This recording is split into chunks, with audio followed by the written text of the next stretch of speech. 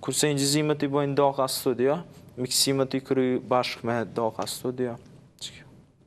Mirë, do të flasim pak se edhe për videoklipin e fundit, You Like That Way, është pra videoklipi i fundit. Na tregoni si filloi ideja për këtë këngë, sa ka qenë vështirë të realizohet edhe videoklipi edhe kënga.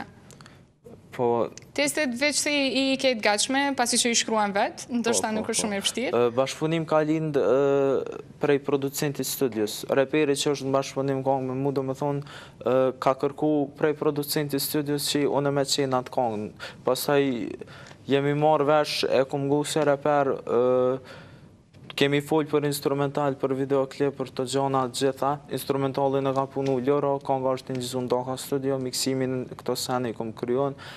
Spoti o kry me Pink Moon Kreativin me Berat Hasanin, ka pas 2 dëgjerime dhe dikorat 2 javë montaž. Ju thëtë më parë se i shkruani tekstet vetë.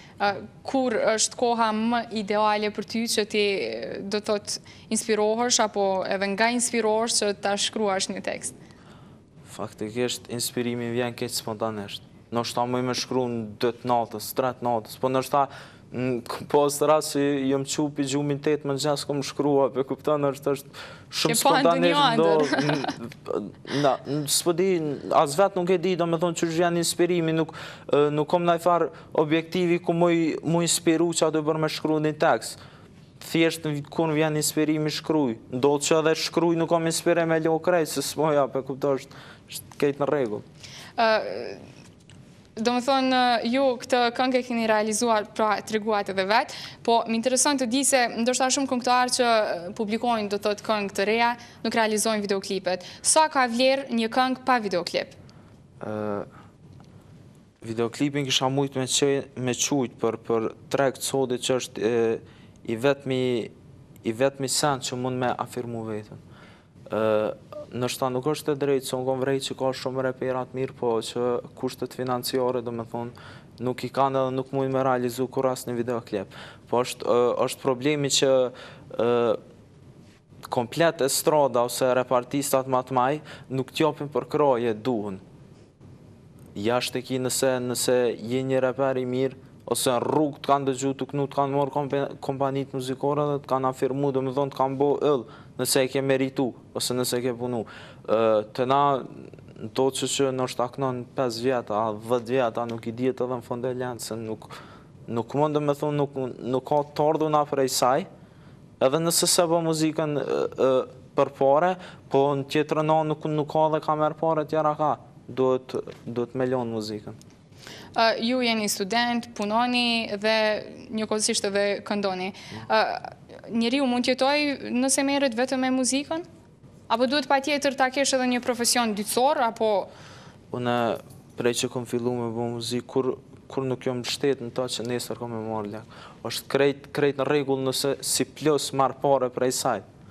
Ama une nuk e bëj për para, me kuptoj e bëj për qefi.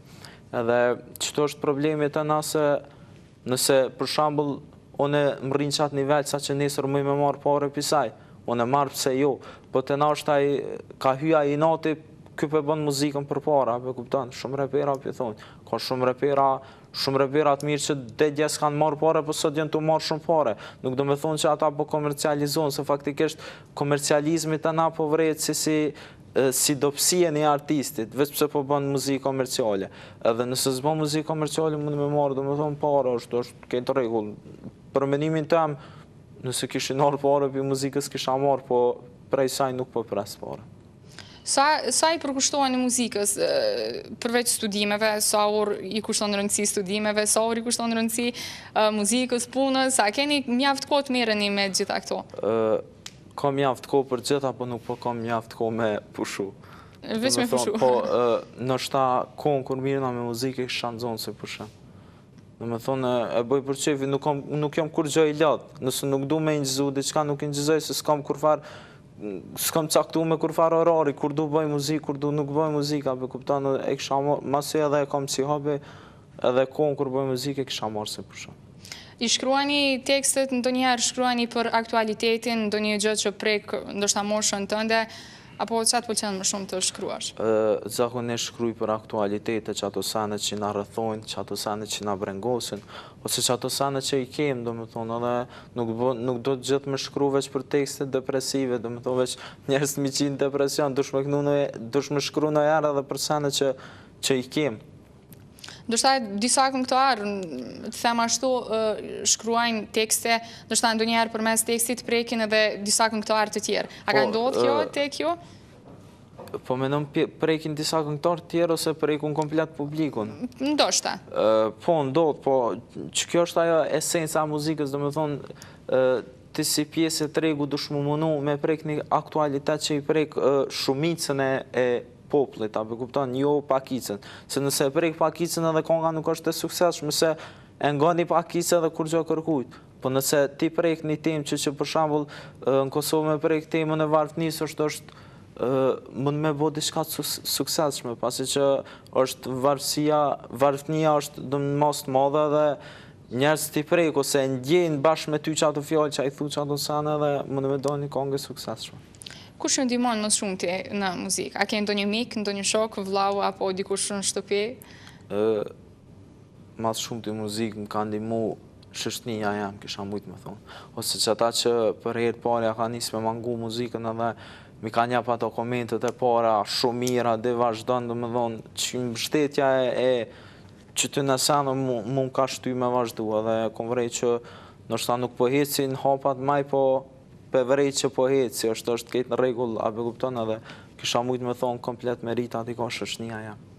Kur shkruajnë tekste, kur ke ideja për këngë të reja, te kush drejtohesh fillimisht? E ke ndonjë mik apo ndonjë shok që i thu ndëgjoj këtë tekst, apo të pëlqen, apo... Po, zakonisht edhe shok t'i kam repera, dhe me thonë. Dollë që mu po një kafe me pi, jakno një tjetëri që kemi me bo diqka dhe përmirësojmë ato gabimet, ato gjanat edhe mes repera, mes vetit, dhe me thonë zakonisht të sene bon. Po merresh me ndonjë aktivitet, sigur gjithë mreshku që pëlqejnë futbollin, basketbollin apo ndonjë sport tjetër? Unë e urrej futbollin, nuk e pëlqej. Ua, interesant.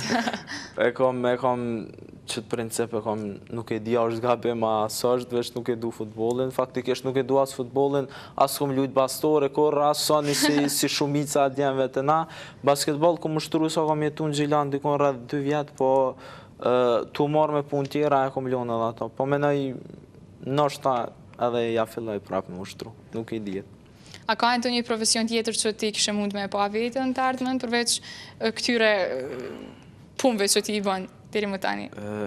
Jo, jam shumë i nxonën, do me dhënë me studime, po menoj, masi i kam primare studimet, po menoj me këqyr me kry diçka se nuk është letë, kuptohet, nuk ma merë menja, nuk më ka shumë menja për në sen tjetër.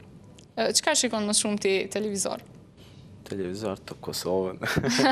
Jo, televizor shqeqej shumë dokumentare, filma, aksion pëlqejnë shumë, që si sa. A mundesh me veçu ndonjë film që ty t'ka pëlqy, apo ndonjë dokumentar, apo diçka? Nuk po di, kove fundit e po është Fast and Furious 5, do me thonë pëlqej si film.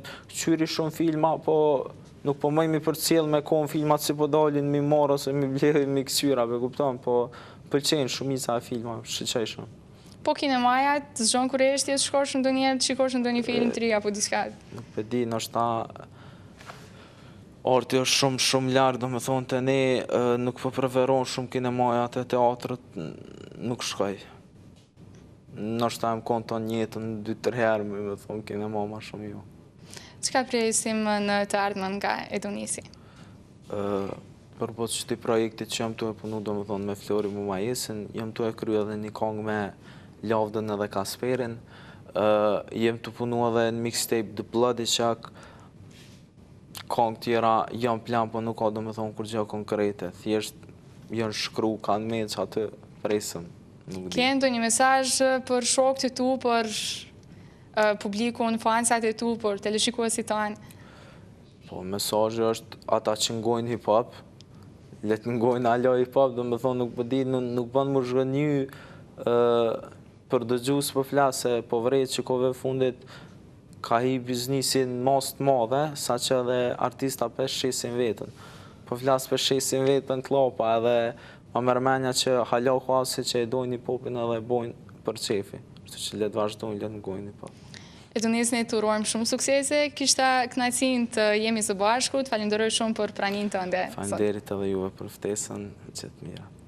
Të ndëruar shikues, ishte kjo e tëra, pra ishim në intervistë me Donis Kastratin, apo një sinjor, pra me këtë pseudonim, reper. Ne mbarojmë këtu programin në mëngjezit për ditën e sot, me shpresojmë se kalua qasët të mira, me ne vazhdoni edhe më tutje të shoqërojni me programet e radhës në televizionin Top Kosova. Miru pafshim!